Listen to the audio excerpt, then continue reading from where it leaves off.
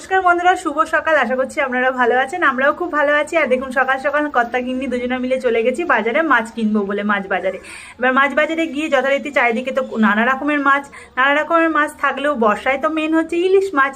আর মাছের রাজা ইলিশ মাছ তো খেতেই হবে। আর এই বছর ইলিশ একটাও খাওয়াও হয়নি, তাই চলে গেলাম ইলিশ মাছ কিনতে। এখানে মাছ যথারীতি দেখে ওজন করে নিলাম, এবার পিস কাটানো হচ্ছে।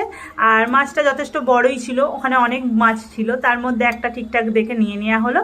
এবার ওখানে পিস কেটে দিচ্ছে। আর মাছের রাজা যেহেতু ইলিশ মাছ পেলে তো আর পাতে আর কিছু লাগেই না বলতে গেলে। ইলিশ ভাজা, সর্ষে ইলিশের পাতুরি, সে যেটাই হোক, ইলিশ মাছ হলে তো আর কিছু লাগেই না। এখানে মাছটা তো কাটানো কমপ্লিট হয়ে গেছে। এবার চলুন কি কি মাছ আছে আপনাদেরকে ঝটপট দেখিয়ে দিই। দেখুন, এদিকে আছে ইলিশ মাছ, রুই মাছ, কাতলা মাছ। আর এই মাছগুলোর নাম আমি জানি না, তাই বলতেও পারলাম না।